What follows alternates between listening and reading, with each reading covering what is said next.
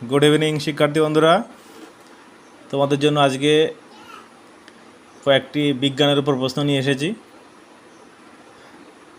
সেইগুলো আলোচনা করব। আমি যেগুলো আলোচনা করব শুধু সেগুলোই পড়লে হবে না, পাশাপাশি যে টাইপের প্রশ্নগুলো আলোচনা করছি সেইগুলো পড়তে হবে বাড়িতে। প্রথম প্রশ্ন আছে, জাতীয় পঞ্চায়েতি রাজ দিবস কোন দিন পালিত হয়? জাতীয় পঞ্চায়েতি রাজ দিবস কোন দিন পালিত হয়? এটা হচ্ছে 24শে এপ্রিল। কারণ ৭৩তম সংবিধান সংশোধনের মাধ্যমে ভারতে এই পঞ্চায়েতি রাজ ব্যবস্থাটা চালু হয়, পঞ্চায়েত ব্যবস্থা, সেটা ছিল 24শে এপ্রিল। এই জন্য 24শে এপ্রিল তারিখটাকেই পঞ্চায়েতি রাজ হিসাবে পালন করা হয়। একটা কারেন্ট অ্যাফেয়ার্স আছে, সম্প্রতি কোন রাজ্যে বাল্মীকি মহোৎসব 2025 উদযাপিত হলো? সেটা হচ্ছে বিহার। বিহারের মুখ্যমন্ত্রী এটা উদযাপন করেছে, ও দেশে চালু করেছে। আর ওজোন গ্যাস আমরা O3 সংকেতের মাধ্যমে জানি। ওজোন 3 স্তরের গভীরতা মাপার একটা একক আছে, যেটা বলে ডবসন একক। এটা কিন্তু পরীক্ষায় খুব আসে। আর ইটাই একটি রোগ, এটা কোন ধাতুর প্রভাবে হয়? অনেকবার পরীক্ষায় এসছে। ইটাই রোগটি ক্যাডমিয়াম ধাতুর জন্য হয়, ধাতুর প্রভাবে হয়। এটা কিডনি এবং লিভার ক্ষতিগ্রস্ত হয়। মিনামেটা রোগ হয় কোন ধাতুর প্রভাবে? সেটা হচ্ছে পারদের প্রভাবে। এটা হলে কি হয়? স্নায়ুতন্ত্র এবং কিডনি ক্ষতিগ্রস্ত হয়।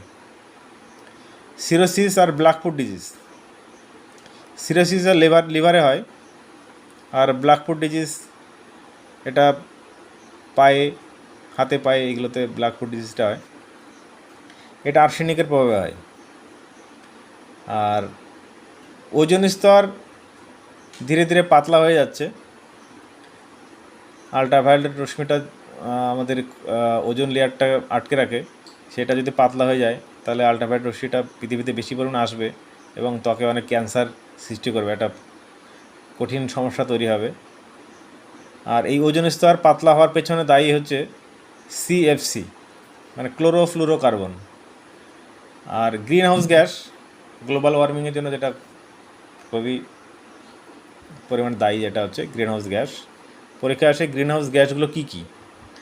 CO2, CH4, CFC, O3, N2O, etc. এগুলো সব হচ্ছে গ্রিন হাউস গ্যাস।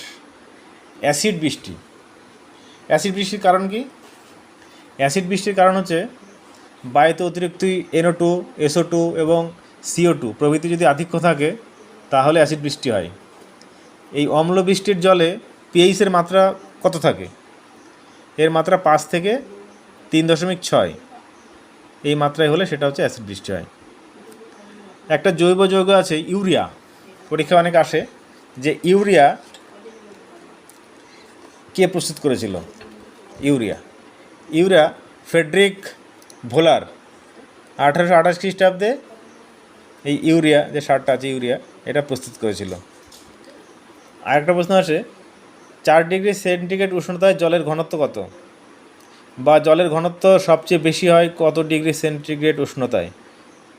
সেটা হচ্ছে 4 ডিগ্রি সেন্টিগ্রেড উষ্ণতায় জলের ঘনত্ব সবচেয়ে বেশি হয়, অর্থাৎ আয়তন কম হয়। আর রেকটিফাইড স্পিডটা কি? রেকটিফাইড স্পিড হচ্ছে 95.6% ইথাইল এবং 4.4% জল এর মিশ্রণকে বলা হয় রেকটিফাইড স্পিড। এই ধরনের প্রশ্নগুলো আপনারা প্রস্তুত করবেন, বাড়িতে পড়াশোনা করবেন। আশা করি বিভিন্ন চাকরি পরীক্ষাতে আপনারা ভালো অ্যান্সার করতে পারবেন। ধন্যবাদ সবাইকে।